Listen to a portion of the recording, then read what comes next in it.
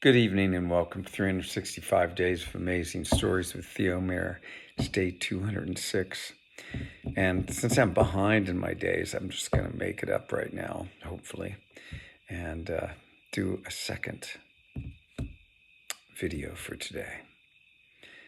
So I've been telling stories about biodynamic farming. I just wanted to get into it a little bit more because it is quite unusual, the things that go on. Now, I wanted to share a little bit about Dennis Klochek, who has a number of incredible books that he's written. My favorite and first book that he wrote, very simple, is the Biodynamic Book of the Moons. I strongly suggest that if you're into gardening and farming at all, or just into esoteric wisdom, that you get this book. And Dennis Klochek has all kinds of books that he's written. He's brilliant. He talks about things in a way that make deeper truths easily understood. All right, Dennis. He goes out every morning, from what I understand, to garden, puts his hands in the earth. Gardens, flowers, vegetables, I'm guessing. I don't know exactly. I did work with him in the garden at Rudolph Steiner College, or the farm, on more than one occasion. He would just come over and seem to enjoy helping, just like I did. I remember one time we were harvesting buckwheat, for instance. An incredible cover crop. And of course, also an incredible grain, if you like buckwheat, which I really don't that much, but many people do. I guess it's very nutritious, and it has this quality about it that enhances the productivity of the soil. Now, very, very important, as I was mentioning earlier, these preparations are very important to enhance the quality of the soil.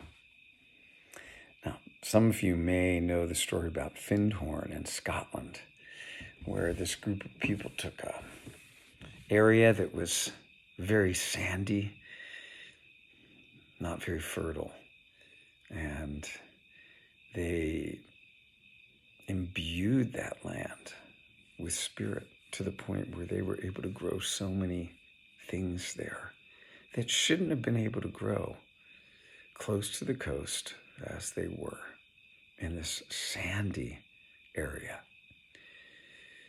This is what we can do when we work together with nature.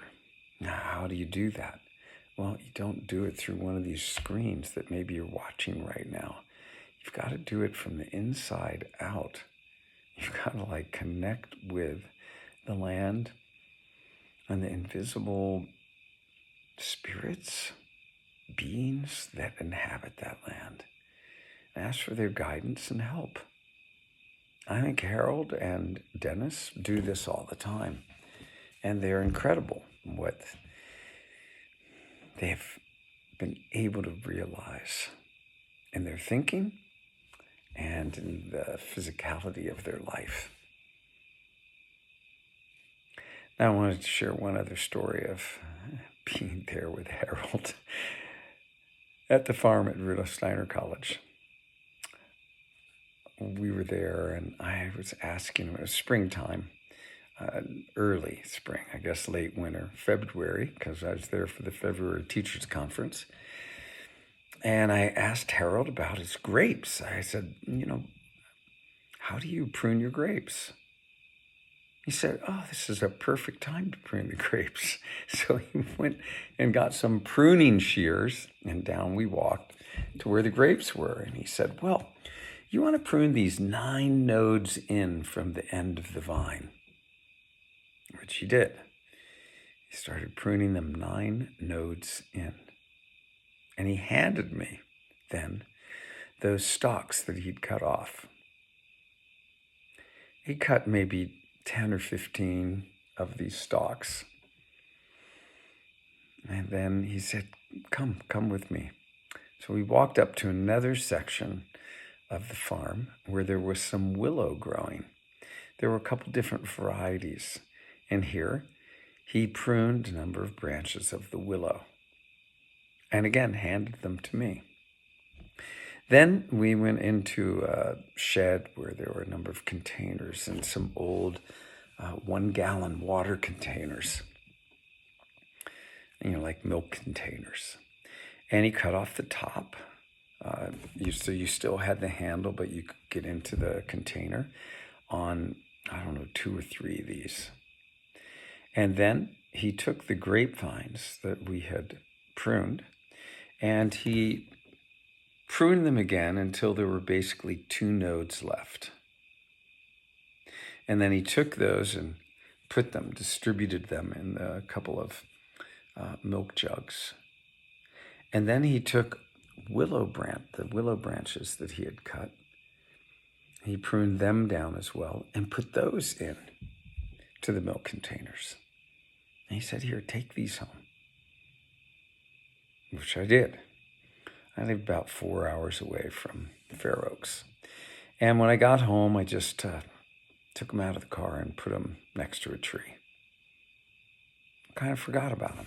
It was February. It was still raining. It was kind of wet, cold, but it was getting warmer. And about, 6 weeks or 2 months later, I remember these things because I'm walking by and I see them. I pull them out. I just lifted them up. And the willow branches had all gone to root. There was just, the whole container was clogged with roots. And it was starting to show some leaf on the branches. The grapevines weren't doing anything, and I thought, oh my gosh, I've killed these things. But some of them had little roots coming off of them. I decided if I'm going to do I better plant these if I'm going to do anything with them at all, which I did. So I planted not only the willow, which took off like wildfire. Every one of them grew a little willow tree. And I took all the grapevines and put them in separately into containers with earth. And lo and behold, in 3-4 weeks, they started to grow leaves.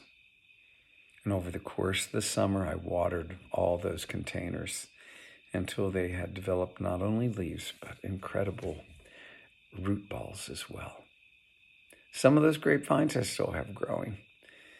The deer seem to love them. Man, it's difficult to grow grapes with deer around. You gotta grow so many that they don't destroy the ones that you have. The willow, it didn't make it.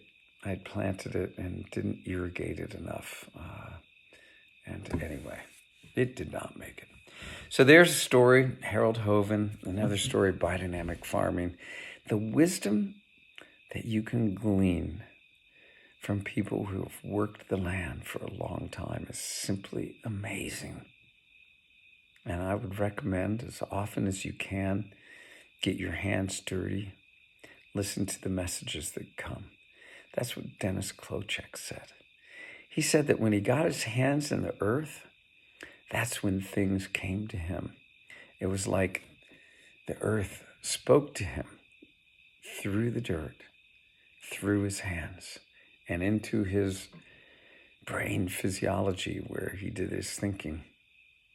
He said he cognized a lot of things in this way.